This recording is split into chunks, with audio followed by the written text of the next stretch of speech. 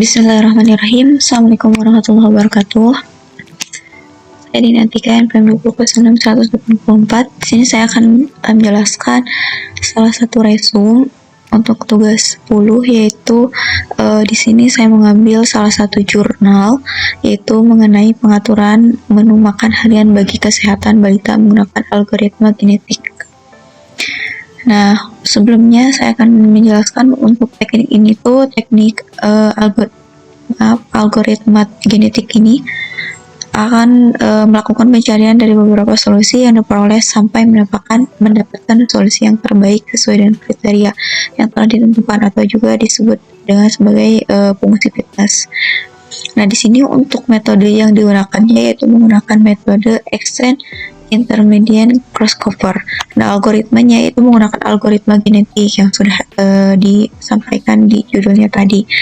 Atributnya ada beberapa, ada atribut karbohidrat, protein, dan juga lemak. Terus untuk jumlah data yang ada si jurnal ini ada 12.299 data.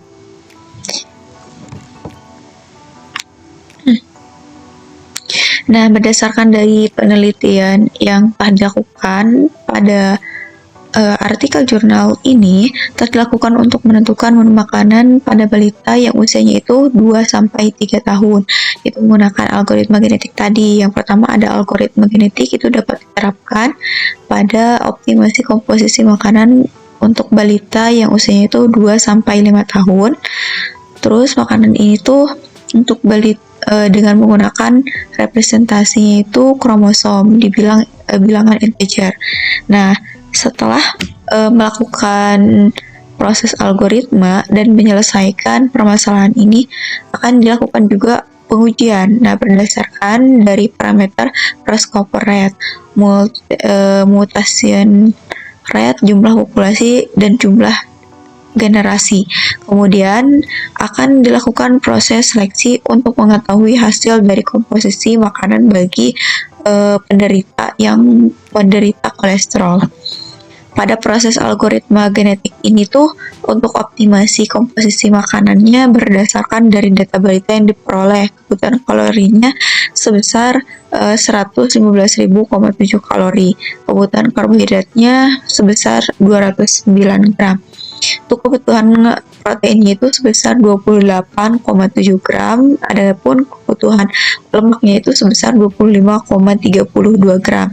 Nah, berdasarkan dari hasil proses crossover, mutasi dan seleksi pada generasi yang kedua ini dan nilai rata-rata fitnessnya itu 0,0879. Nah, selain itu, pada jurnal penelitian ini juga ada beberapa kelebihan dan juga kekurangannya. Yang pertama yaitu kelebihannya yaitu mengoptimalkan pertumbuhan dan juga perkembangan dari balita. Nah, sistem ini tuh bisa membantu memastikan bahwa kebutuhan gizi balita itu terpenuhi dengan optimal. Terus yang kedua yaitu menyediakan rekomendasi makanan yang seimbang. Jadi dapat pada penelitian ini dapat menyediakan rekomendasi makanan bagi balita supaya makanan atau masukannya itu seimbang. Untuk yang ketiga yaitu meningkatkan kesadaran orang tua tentang gizi balita. Jadi orang tua jadi lebih menyadari untuk makanan atau asupan gizi yang harus dipenuhi bagi balita. Terus yang keempat, mengurangi resiko kekurangan gizi. Nah, untuk kekurangannya yang pertama ada keterbatasan data dan juga informasi.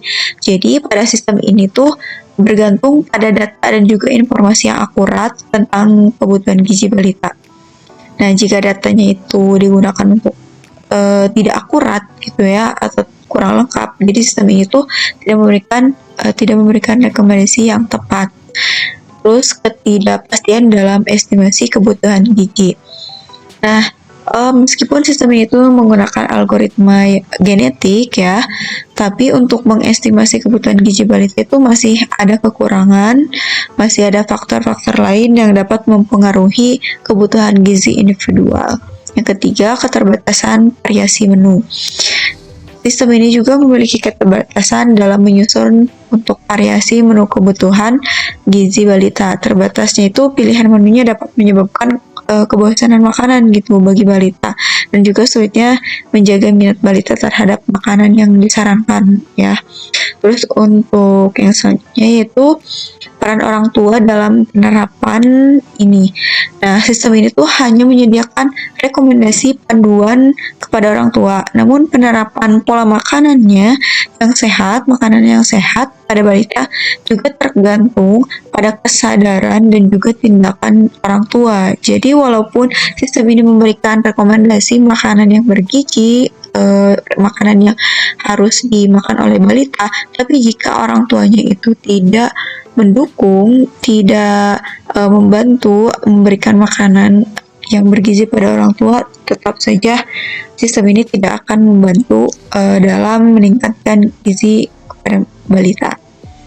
Nah, mungkin itu tadi penjelasan dari resume untuk jurnal, salah satu jurnal yang sudah saya ambil.